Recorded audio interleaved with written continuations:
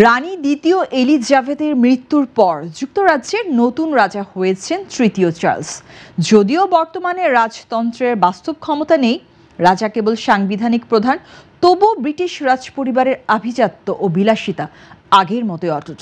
রাজা এখন রাষ্ট্রের প্রধান হলেও রাজনৈতিক প্রক্রিয়ায় অংশগ্রহণ করতে পারেন না। আগে যেমন মানুষ রাজাকে কর দিত, এখন দেয় সরকারকে। কিন্তু রাজ পরিবারের খরচ ও বিপুল সম্পদ ব্যবস্থাপনার পেছনে রয়েছে একাধিক আয়ের উৎস।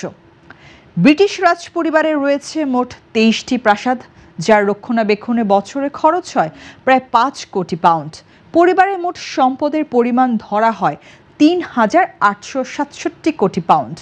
রানী দ্বিতীয় এলিজাবেথের মৃত্যুর পর এই সম্পদ রাজা চার্লসের কাছে করমুক্তভাবে হস্তান্তর হয়েছে।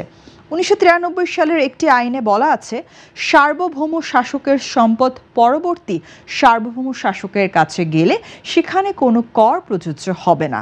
পদ্মা সেতু, মেট্রো রেল এবং এলিভেটেড এক্সপ্রেসওয়ে নির্মাণের গর্বিত অংশীদার বসুন্ধরা সিমেন্ট। রানীর দুর্গ, রত্নভাণ্ডার, শিল্পকর্ম ও ঘোড়ার খামার সবই চার্লসের মালিকানায় গেছে। রাজ পরিবারের আয়ের প্রধান উৎস সভরিন গ্র্যান্ট। বিষয়টি হচ্ছে, ইংল্যান্ড, ওয়েলস, স্কটল্যান্ড ও আয়ারল্যান্ডে রাজ পরিবারের অনেক সম্পদ ছড়িয়ে ছিটিয়ে আছে, যাকে বলে ক্রাউন এস্টেট। এর মধ্যে জমি আছে 1.16 লাখ হেক্টর। এসব জমিতে কৃষি খামার সহ বিভিন্ন ধরনের বাণিজ্যিক স্থাপনা আছে। সেখান থেকে যে আয় আসে তা প্রথমে সরকারের রাজস্ব বিভাগে জমা হয়। তা থেকে একসময় 15% অর্থ সার্বভৌম অনুদান হিসেবে দেওয়া হতো। 2016-17 সাল থেকে আরও 10% বৃদ্ধি করে 25% করা হয়। এটা হিসাব করা হয় সাধারণত 2 বছর আগের আয়ের উপর। 2021-22 এবং 2022-23 অর্থ বছরে এই অনুদানের পরিমাণ ছিল $86.3 মিলিয়ন, যা আদতে 25%-এরও বেশি। এছাড়া রাজ পরিবারের রয়েছে 2টি ডাচি, ডাচি অফ ল্যাঙ্কাস্টার ও ডাচি অফ কর্নওয়াল। এর মধ্যে ডাচি অফ ল্যাঙ্কাস্টার সরাসরি রাজার ব্যক্তিগত আয়ের উৎস। প্রায় 18,481 হেক্টর জমির এই সম্পত্তির মূল্য বর্তমানে 65 কোটি 20 লাখ পাউন্ড। 2টি ডাচি থেকে 2021-22 সালে রাজ পরিবারের আয় হয়েছে প্রায় 4 কোটি 50 লাখ পাউন্ড। এসব আয়ের বড় অংশ ব্যয় হয় প্রিভি পার্স থেকে রাজ পরিবারের দৈনন্দিন ব্যয় ও সরকারি আনুষ্ঠানিকতার কাজে।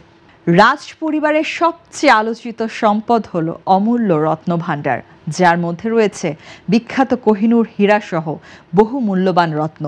ফোর্বসের হিসাব অনুযায়ী রত্নভাণ্ডারের মোট মূল্য প্রায় $12.7 বিলিয়ন।